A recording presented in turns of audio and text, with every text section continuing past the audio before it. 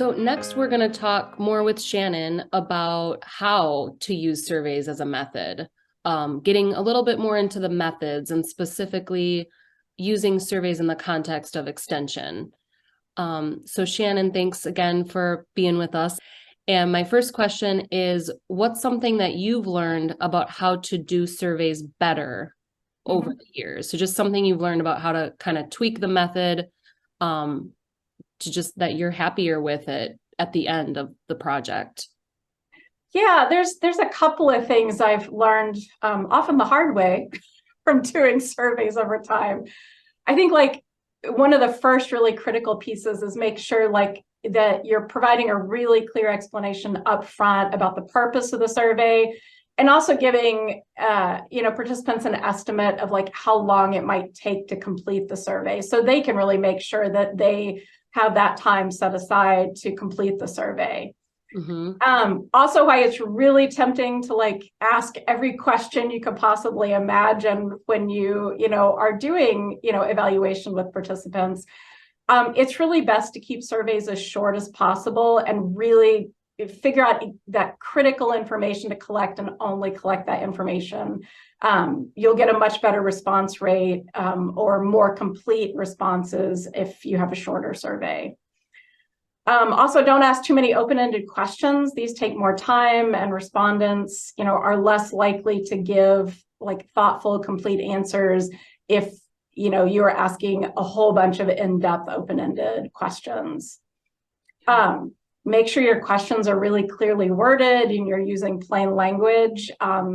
This is really important so that respondents are answering your questions in the same manner. And, if you get inconsistent interpretations of a question, you're going to get inconsistent responses that make it harder for you to interpret your data. And then if you're doing an online survey, make sure that the types of questions you're asking are going to work well on a phone as well as a computer, because what we find today is that a lot of people do online surveys on mobile devices.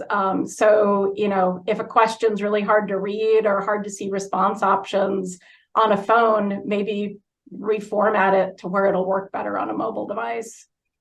And then I guess finally, like if you're doing an online survey, take advantage of tools like Qualtrics, which we have available to us through UW-Madison.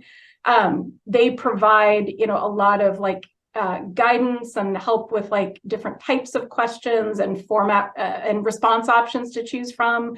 So it can kind of give you a little assistance in like how to structure good questions and good responses.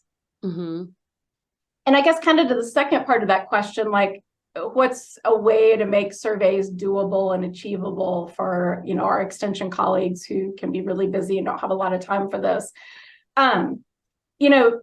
Certainly, like it's not always appropriate. In fact, there's a lot of times it's not appropriate to use online surveys, but they can make data collection through surveys a lot easier.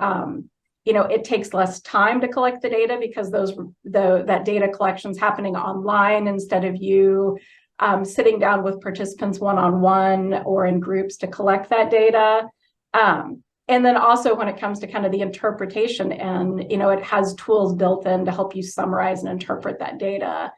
Online surveys are not always feasible or appropriate, but when they are, they can be a tool that can help data collection be easier for extension colleagues. Thank you. Yeah, and regarding surveys being doable and achievable for extension colleagues, I think about something you mentioned in your first video when we introduced surveys as a method of keeping them short and really asking ourselves, which would be like you and whoever you're working with on planning the survey, what is the critical information? What is the big picture of what I'm trying to learn? Because every extra question, it's not only the time for participants, but now you have essentially made a commitment to analyzing and using that data. Yes.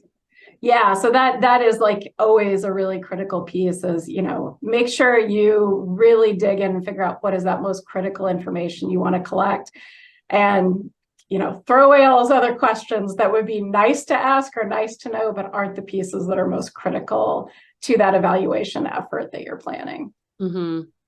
it's not a one-time thing, right? If you do this survey effort, this evaluation effort, and you realize you're still left with questions at the end, you might actually be able to use some qualitative methods to answer those, or you might be able to wait a year and do it as part of a different assessment. So it's there will be other opportunities in the future, more than likely, if you find yourself regretting at the end having not asked that one or two questions.